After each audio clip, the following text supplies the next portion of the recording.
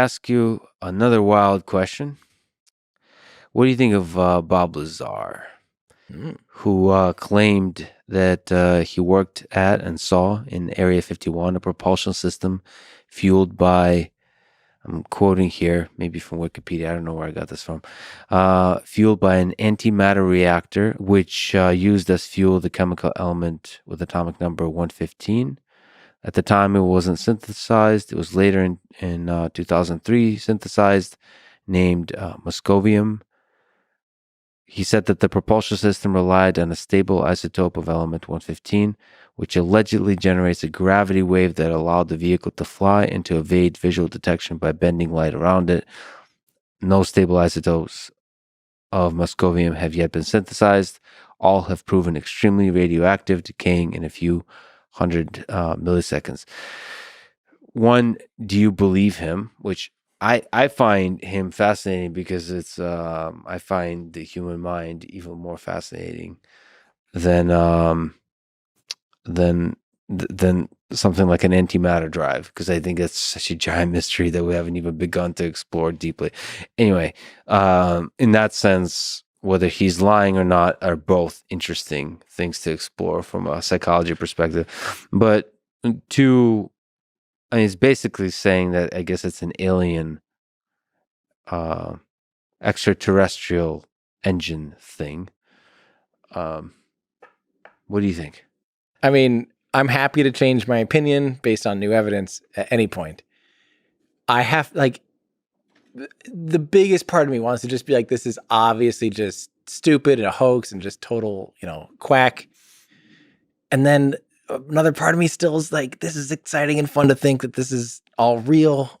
And then another part of me goes, why, how good is this guy at lying and making stuff up? Because it's all really good, like good storytelling, good, I don't know what to think, honestly. I don't know. I'm really very skeptical about anyone explaining anything like this. My radar is screaming at me like this is all full crap, Yeah. But I'd say there's still a part of me that's just like, man, that is kind of cool. How did he know that? And you know what I mean? It's well, I think I'm conflicted. I think you're actually in the best kind of place, because it's I'm afraid of being the kind of person that hears something like that and says is definitely he's definitely full of crap, and basically close my mind off to all that stuff. I'm afraid of being somebody who closes my mind off to a thing that's actually a early thread to a brilliant, to a future, to a fascinating solution to a mystery. So, but in this case, I mean, I have so many red flags from a psychological perspective that but again, outside of this particular individual, I do wonder if aliens have visited us. I think aliens are everywhere. I think the universe is teeming with alien life. I mean, it's very difficult for me to statistically understand, given how life finds a way here on Earth, just everywhere. The entire history of life on Earth, from the very origin of life, it seems to be damn good at doing its thing and evolving to get better and better and better at doing its thing. Now, there could be some special aspects to the origin of life itself, which is completely not understood. So maybe the true magic is in the origin of life.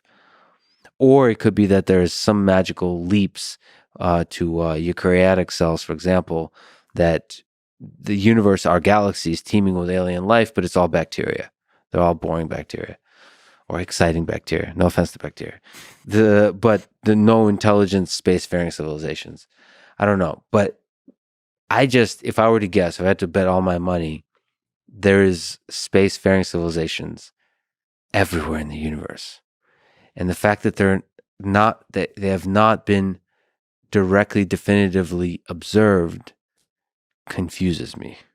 And I think it's a mystery. And if I were to suggest what the solution to that mystery is they might look extremely different from us. And we might be too dumb to detect them. Yeah. And so there, I think you have to be extremely open-minded at what would we be looking for. Right. That's a very practical thing to be open-minded about. And practically speaking, if we were to be able to even detect them from a distance, get a techno signature of a distant planet, of a distant star system that has alien life. Honestly, the number one thing I kind of want to know is like, what's your propulsion system? Like, how do we 100%. travel faster, right? Like, there's a bunch of details probably, but first, let's get together And teach me how to go fast. Go fast. I like motorcycles. I like rockets. Tell me what you got. Yeah. Yeah, like how, like I'll show you mine if you show me yours, kind of thing. at the interstellar, intergalactic level. Yeah. Anyway, I just wonder. Maybe it's a cheat code in this video game we call life, but I want to use the cheat code to figure out what kind of propulsion systems are possible.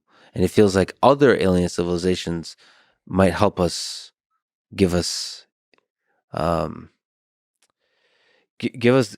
guidance on that. Of course, I think even just discovering, boy, one of the things with the space program, like everything we're doing with Mars, like the secret thing I'm really excited about. The romantic thing is humans on Mars, but the secret thing is building giant stations on Mars that allow us to definitively, hopefully, find the traces of life that either currently doesn't live or has once lived on Mars. Because if that's the case, that means for sure life is everywhere. Oh, 100%.